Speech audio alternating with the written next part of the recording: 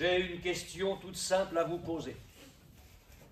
Est-ce que vous pouvez me dire où se trouve dans la parole de Dieu le récit de la première Sainte Seine? C'est facile. Alors? Eh ben dites donc, hein. Je l'ai entendu là devant, mais je ne le répète pas parce que c'est la bonne réponse. Où se trouve le récit de la première Sainte Seine dans la Bible? C'est pas compliqué. La Genèse. Mais oui, la Genèse. Nous allons lire au chapitre 14, verset 17. Genèse, chapitre 14, verset 17. Vous n'avez pas répondu parce que vous me connaissez et vous vous êtes dit c'est trop simple. Après qu'Abraham fut revenu vainqueur de Kédor-Laomer et des rois qui étaient avec lui, le roi de Sodome sortit à sa rencontre dans la vallée de Chavé, qui est la vallée du roi. Melchisédek, roi de Salem, fit apporter du pain et du vin. Il était sacrificateur du Dieu Très-Haut. Il bénit Abraham et dit: béni soit Abraham par le Dieu Très-Haut, maître du ciel et de la terre. Béni soit le Dieu Très-Haut qui a livré tes ennemis entre tes mains. Et Abraham lui donna la dîme de tout. Nous arrêterons ici la lecture. Je ne vous cache pas que ce texte de l'Écriture renferme une quantité de révélations bouleversantes. Et ce matin, j'aimerais vous conduire au bord d'un océan immense et glorieux. Alors je vais dresser une table devant vous. Chacun va manger en fonction de ce qu'il peut. Les nouveau-nés spirituels, les jeunes spirituels, les adultes spirituels, chacun prendra sa part, mais nous allons vraiment essayer de découvrir ce que le Saint-Esprit a à nous dire au travers de ces quelques versets. Tout d'abord, quand a eu lieu cette première, entre guillemets, Sainte Seine? Nous avons lu au verset 17, après qu'Abraham fut revenu vainqueur de Kédor-Laomer et des rois qui étaient avec lui. Permettez-moi de faire un bref rappel des événements précédents. Abraham, homme de Dieu, serviteur de Dieu, que la parole de Dieu appellera plus tard le Père des croyants, avait été appelé par le Seigneur à sortir d'Our en Chaldée pour aller dans le pays que le Seigneur lui désignerait. Et Abraham s'est mis en route, Lot, son neveu, s'est mis en route avec lui. Je passe certaines choses. Ils ont prospéré. Les troupeaux ont prospéré. Ce qui fait qu'à un moment donné, les bergers d'Abraham, les bergers de Lot, se sont querellés. Et Abraham a voulu arrêter tout cela. C'était un homme de Dieu, un homme de paix. Il a dit: on ne va pas se quereller à cause de cela. Écoute, choisis. Si tu vas à droite, j'irai à gauche. Si tu vas à gauche, j'irai à droite. Et l'autre, qui n'était pas un homme spirituel, mais charnel, a considéré toute la vallée du Jourdain. Et il s'est dit: mais ça, cette vallée-là, c'est propre pour les troupeaux, c'est ce qu'il me faut. Il y avait dans cette vallée Sodome et Gomorrhe, des villes marquées par l'abomination, par la corruption, l'impudicité, les vices contre nature. Mais tout cela n'a pas arrêté Lot. Il a fait son choix. On paye tôt ou tard les mauvais choix. Lot va être pris dans des événements où il n'y est pour rien. Il sera seulement la victime à cause de ses mauvais choix. Il y a eu une guerre entre 5 et 4 rois. Et ceux qui ont été vainqueurs se sont emparés de la ville de Sodome, entre autres. Ils ont pillé les biens, les personnes, les troupeaux, tout. Et ils ont emmené Lot, les siens, sa famille, ses biens. Et on est venu l'annoncer à Abraham. Abraham n'avait rien à faire dans ce conflit-là, rien. Il n'était pas partie prenante, mais son cœur a été un cœur d'homme de Dieu. Il aurait pu se dire, mon neveu avait qu'à faire le bon choix. Après tout, ce qui lui arrive, ce sont les conséquences de son choix charnel. Mais Abraham ne réagissait pas ainsi. Il a armé 318 de ses plus braves serviteurs. Il est allé attaquer Kédor-Laomer et les 4 rois qui étaient avec lui. Il en a été vainqueur. Et si vous avez votre Bible ouverte encore au chapitre 14 de la Genèse, on lit le verset 16. Il est question d'Abraham. Il ramena toutes les richesses. Il ramena aussi Lot, son frère, avec ses biens, ainsi que les femmes et le peuple. Abraham a délivré son neveu, une victoire totale. Et après ça, il a besoin d'une rencontre qui va le fortifier. J'aimerais vous dire, mes frères et sœurs, vous rappeler ce que l'apôtre Paul a écrit à l'église d'Éphèse. Elle aurait bien fait de serrer ses avertissements sur son cœur, cette fameuse église d'Éphèse, qui plus tard abandonnera son premier amour. Revêtez-vous de toutes les armes de Dieu, afin de tenir ferme contre les ruses du diable. Prenez toutes les armes de Dieu, afin de pouvoir tenir ferme dans le mauvais jour, tenir ferme après avoir tout surmonté. Tenez donc ferme. Je voudrais vous dire ceci, mes frères et sœurs. Nous avons besoin de résister dans le mauvais jour. Mais nous avons tout autant besoin de tenir ferme après avoir tout surmonté. Oh, il est certain que dans les épreuves les plus terribles, nous sommes en danger, parce que nous sommes faibles, et nous avons besoin de la force du Seigneur. Mais j'oserais dire que nous sommes encore plus en danger quand nous sommes sortis vainqueurs de l'épreuve. Nous sommes plus en danger après avoir tout surmonté, parce que nous sommes tentés, je vais prendre une expression que vous connaissez bien, de nous reposer sur nos lauriers. Mais le diable n'abandonne jamais la partie. Après avoir tenté Jésus, il s'est tenu à l'affût, la parole de Dieu nous dit, jusqu'à un moment favorable.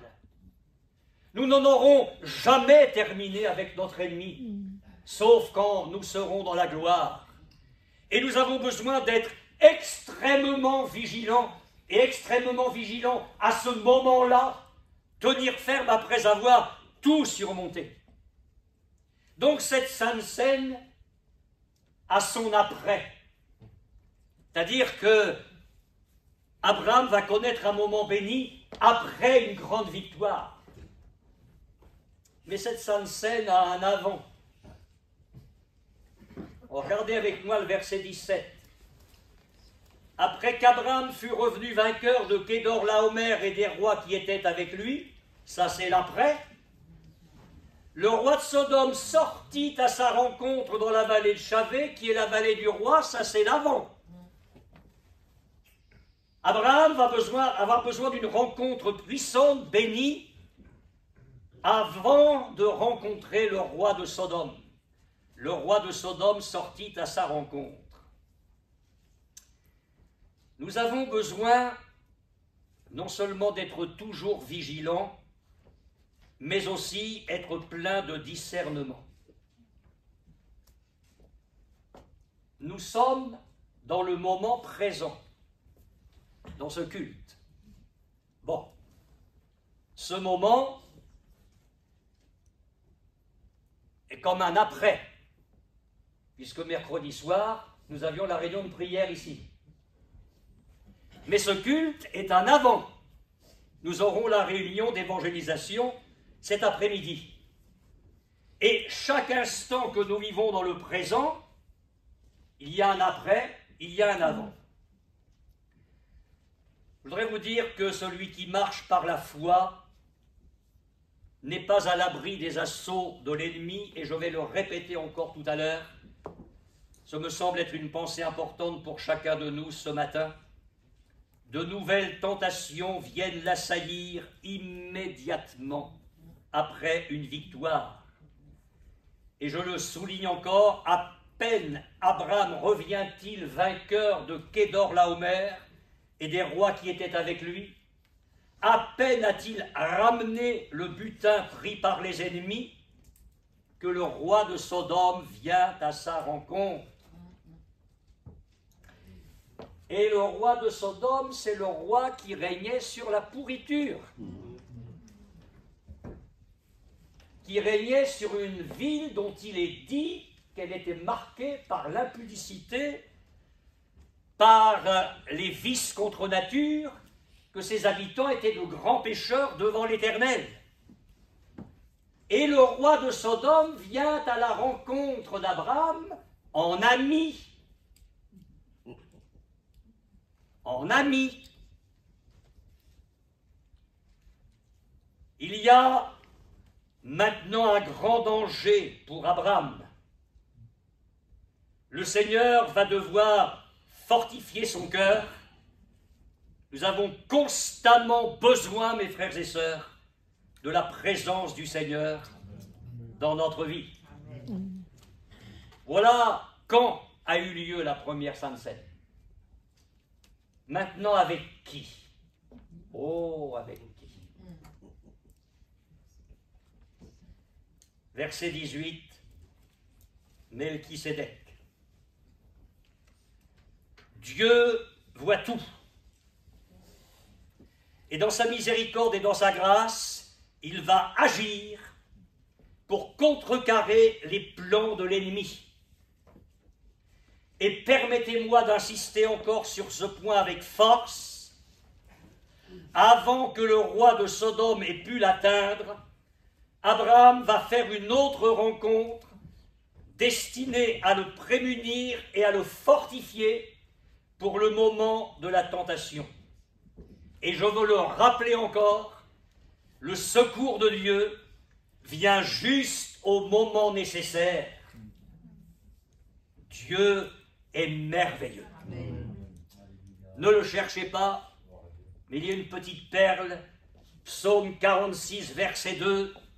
Dieu est pour nous un refuge et un appui, un secours qui ne manque jamais dans la détresse. Ce n'est pas une faute de personnaliser les textes. Pourquoi est-ce que tu ne dirais pas ce matin, Dieu est pour moi, un refuge et un appui, un secours qui ne manque jamais dans la détresse. Remarquez ceci. Ce n'est pas pendant qu'Abraham poursuit Kédor-Laomer que Melchisédek le rencontre. C'est quand le roi de Sodome vient à la rencontre d'Abraham. Oh, je ne doute pas que quand Abraham, avec ses 318 serviteurs, a livré bataille à Kédor-Laomer et des autres rois, ça n'a pas été une partie de plaisir. Je pense qu'il y a eu une lutte d'un caractère intense.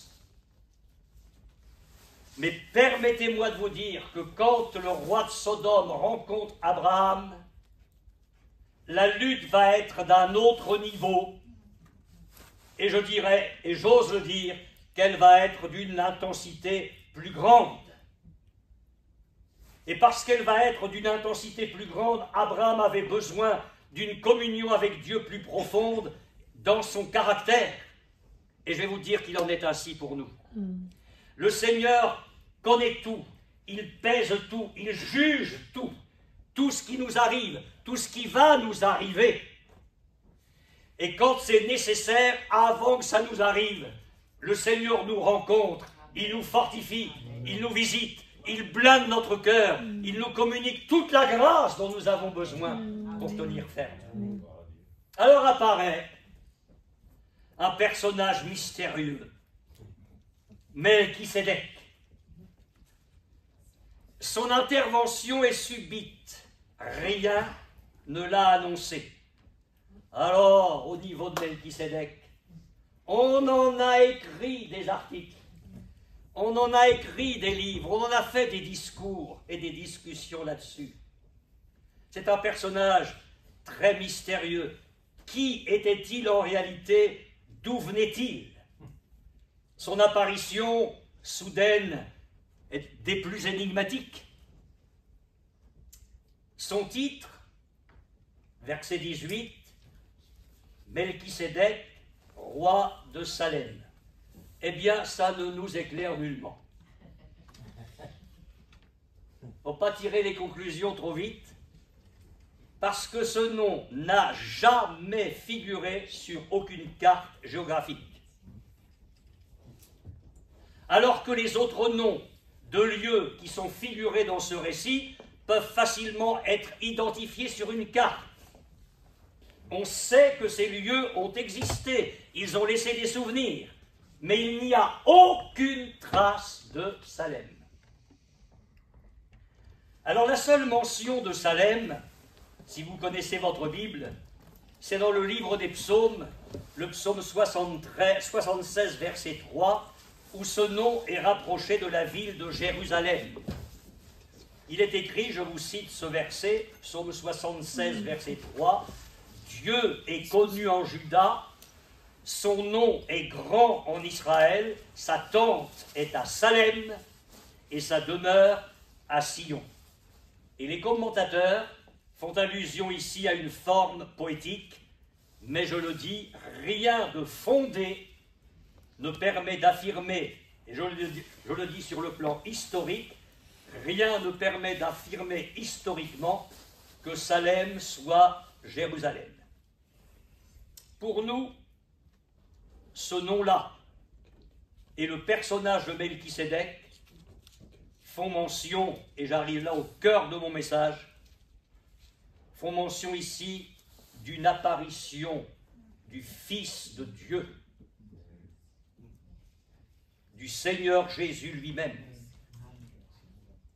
qui des siècles plus tard dira aux Juifs, Jean 8, 58, « En vérité, je vous le dis, avant qu'Abraham fût, je suis. »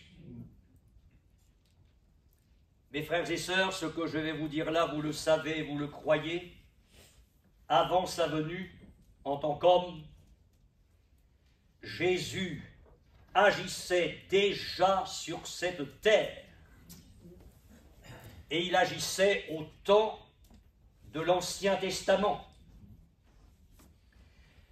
L'apôtre Paul, rappelant le parcours des enfants d'Israël vers la terre promise, écrit dans 1 Corinthiens chapitre 10, verset 4, « Ils, les Israélites, ont tous bu le même breuvage spirituel, car ils buvaient à un rocher spirituel qui les suivait, et ce rocher était Christ. »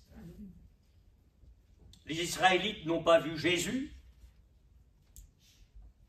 mais au-delà des miracles palpables, Christ était là. Ce n'est pas quelque chose que j'invente ce matin, c'est l'apôtre qui l'a écrit, inspiré par le Saint-Esprit. Un rocher suivait les enfants d'Israël dans tout leur parcours, et ce rocher était Christ. Pourquoi parlons-nous ce matin de Melchisédek comme d'une apparition de Jésus? gardez ce texte de la Genèse ouvert, mais je vous conduis maintenant dans l'Épître aux Hébreux, au chapitre 7, verset 1er. Hébreux, chapitre 7, verset 1er. Il y a des siècles qui séparent ces deux textes.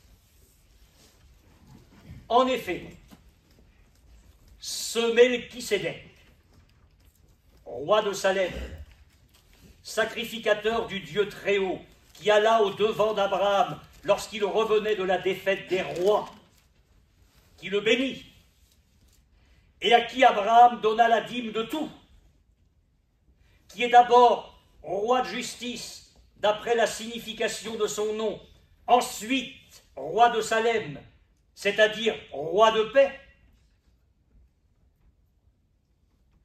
qui est sans père, sans mère, sans généalogie,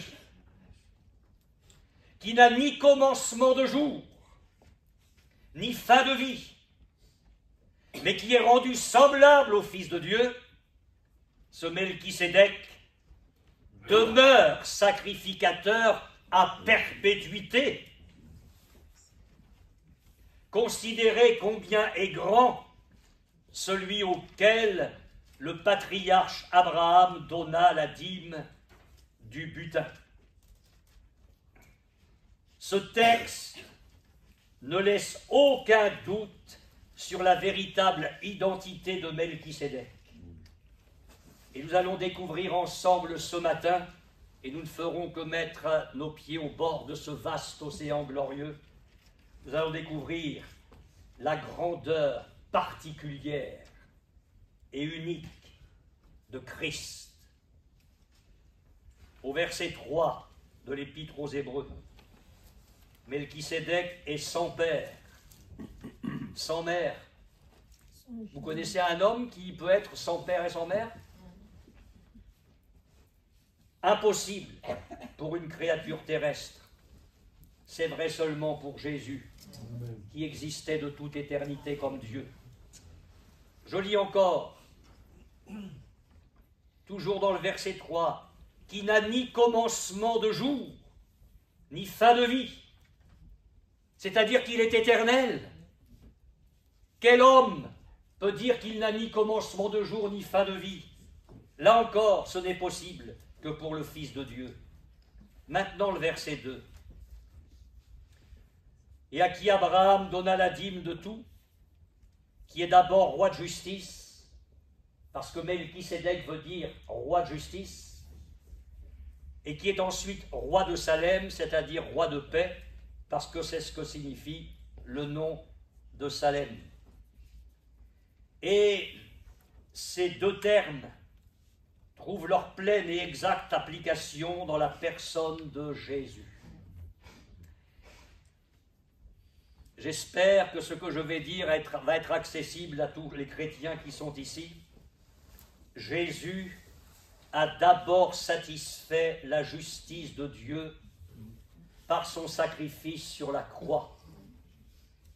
C'est une erreur de voir la croix d'abord pour nous. La croix a été dressée d'abord pour Dieu. Et ensuite, nous en avons les conséquences. Mais quand Jésus est allé mourir sur la croix, c'est d'abord pour satisfaire la justice de Dieu. Parce que il fallait un salaire pour le péché. Il fallait un châtiment pour le péché. Il fallait que ce Dieu qui pouvait exercer à juste titre sa colère fasse grâce au lieu de la colère. Qu'il nous offre le pardon au lieu de la condamnation. Et pour que la justice de Dieu soit satisfaite, il fallait qu'un juste meure pour les injustes. Et c'est ce que Jésus a fait. Il a été fait justice de Dieu. Et ensuite, parce que la justice de Dieu est satisfaite, la paix va couler. La croix, c'est la justice pour Dieu, et c'est la paix pour nous. J'aimerais que vous compreniez l'équilibre qu'il y a ici. Pour ceux qui prennent des notes, Ésaïe chapitre 32 verset 17, magnifique texte. L'œuvre de la justice sera la paix. Et le fruit de la justice, le repos et la sécurité pour toujours. Mon peuple demeurera dans le séjour de la paix. Psaume 72, les versets 2 et 3. Il jugera ton peuple avec justice et tes malheureux avec équité.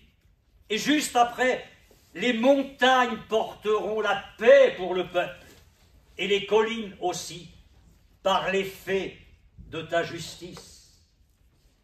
Et j'entends du même coup l'apôtre Paul écrire aux Romains, étant donc justifiés par la foi, nous avons la paix avec Dieu par notre Seigneur Jésus-Christ. Il y a la justice et la paix. Amen. Jésus est roi, il est Melchisédek, il est roi de justice, et il est roi de Salem, roi de paix. Je reviens encore dans Hébreux 7.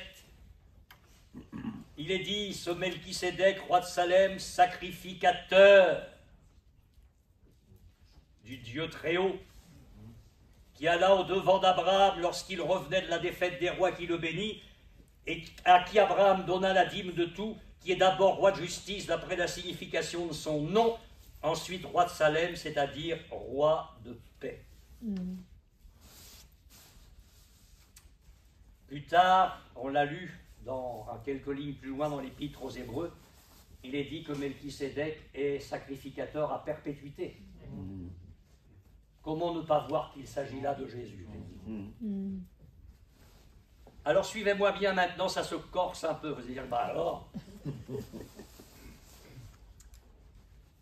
Melchisédek est sacrificateur. Je vais expliquer ce que c'est pour ceux qui débutent dans la foi. Melchisédek est sacrificateur et roi.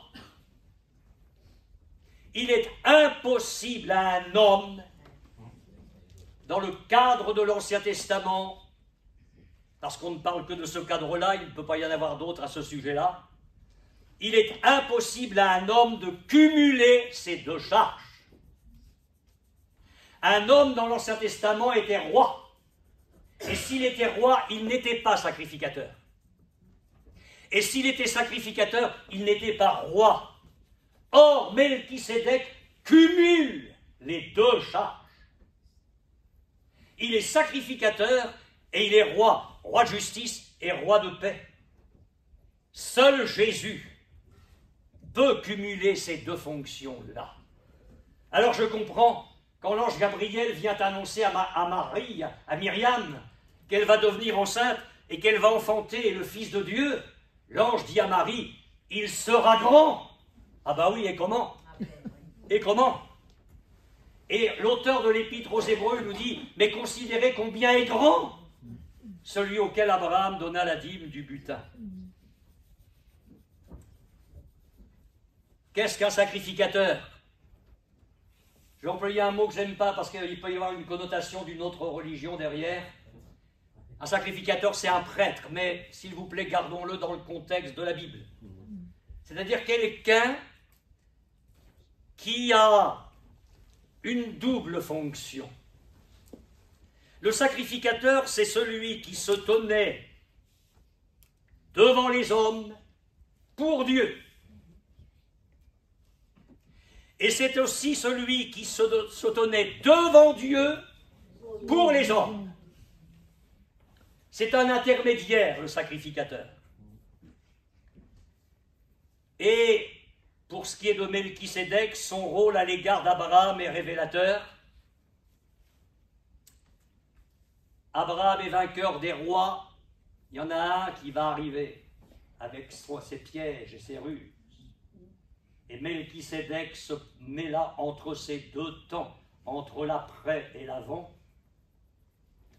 Et il fait apporter du pain et du vin.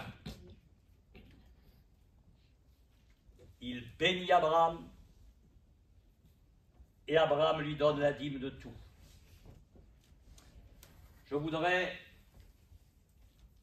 Il faudrait des cultes et des cultes pour aller dans cet océan-là. Je ne sais pas si nous irons.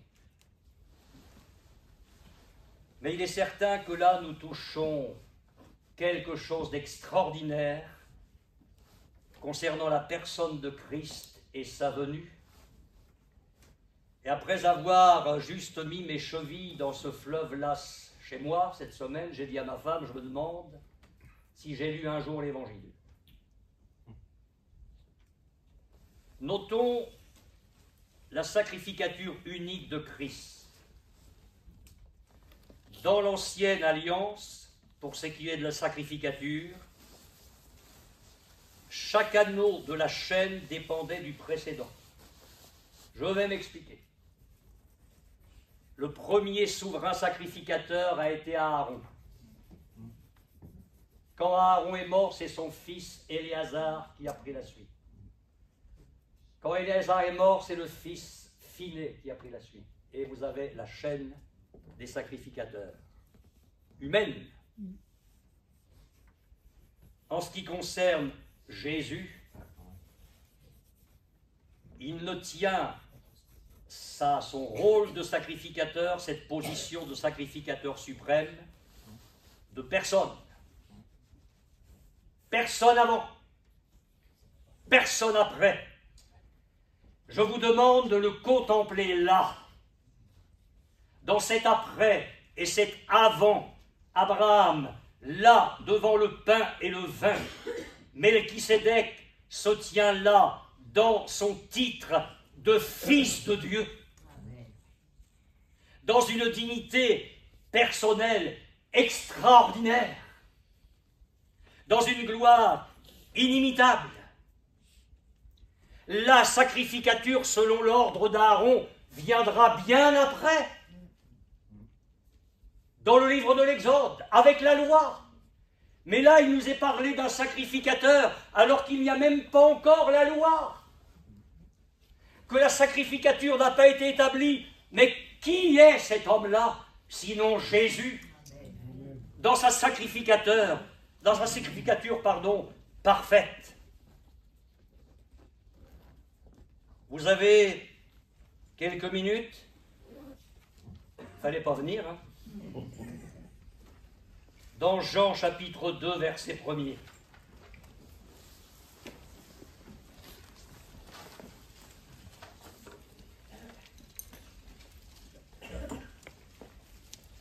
Et je voudrais vous dire ceci d'emblée.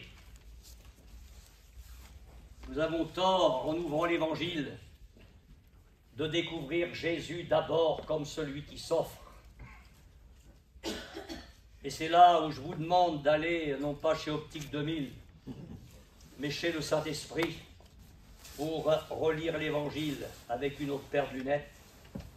Parce qu'avant la croix, tout au long de l'Évangile, nous avons affaire au sacrificateur.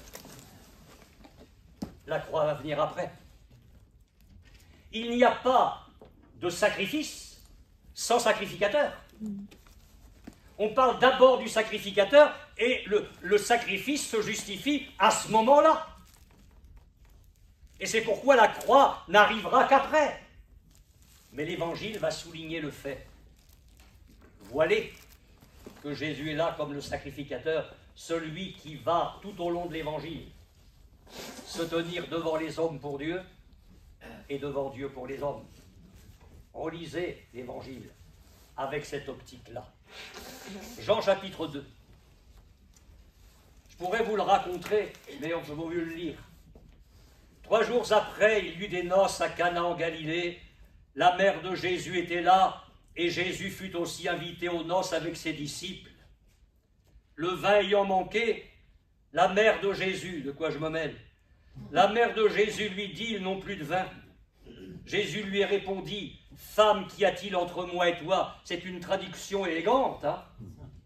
Mais il lui a dit, mêle-toi de ce qui te regarde, hein, c'est ça que ça veut dire. Mais vous savez à qui elle s'adressait? Sacrificateur. Alors les sentiments humains, maternels, tout ça, tu remballes. Hein. Laisse faire le Seigneur. Laisse faire le Seigneur. Mon heure n'est pas encore venue.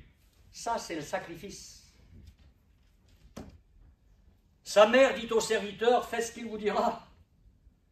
Or, il y avait là 6 vases de pierre destinés aux purifications des Juifs et contenant chacun 2 ou 3 mesures. Jésus leur dit, remplissez d'eau ces vases. Et ils les remplirent jusqu'au bord. Puisez maintenant, leur dit-il, et portez-en à l'ordonnateur du repas. Et ils emportèrent. Quand l'ordonnateur du repas eut goûté l'eau changée en vin, ne sachant d'où venait ce vin, tandis que les serviteurs qui avaient puisé l'eau le savaient bien, il appela l'époux et lui dit, tout homme sert d'abord le bon vin, puis le moins bon. Après qu'on s'est enivré, toi tu as gardé le bon vin jusqu'à présent. Tel fut à Cana en Galilée, le premier des miracles que fit Jésus. Il manifesta sa gloire et ses disciples crurent en lui. Après cela, il descendit à Capernaum avec sa mère, ses frères et ses disciples, et ils n'y demeurèrent que peu de jours. J'ai beau lire, relire les noces de Cana, je ne vois pas de crachat, je ne vois pas de coups, je ne vois pas de couronne d'épines, je ne vois pas de sang, je vois une gloire.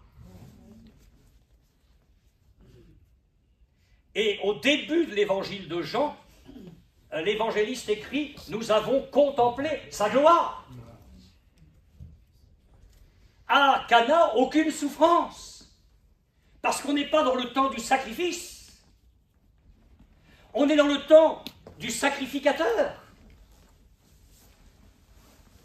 Le pain et le vin, ça va venir, mais plus tard. Il est d'abord sacrificateur. Et vous remarquez ici, il y a quelque chose d'intéressant, le vin est le symbole de la joie. Le vin manque. Jésus intervient, et de l'eau, il fait du vin. Et un vin meilleur que le bon vin qui avait pu être servi jusque-là. Qu'est-ce que Jésus est en train de montrer? Mais qu'il devient la source et l'administrateur de la joie divine dans l'homme. Et c'est l'un des 2 aspects du sacrificateur. Aux noces de Cana, Jésus se tient devant les hommes pour Dieu. Il apporte aux hommes ce qui vient de Dieu. Il manifeste la gloire de Dieu pour le bien des hommes. Prenez ça au passage pour vous, parce que c'est ce que Jésus veut faire. Il veut apporter dans nos vies la gloire de Dieu pour notre bien. Amen. Bon, soyons convaincus que le vin de Melchisédek était meilleur que tout ce qu'allait pouvoir offrir le roi de Sodome.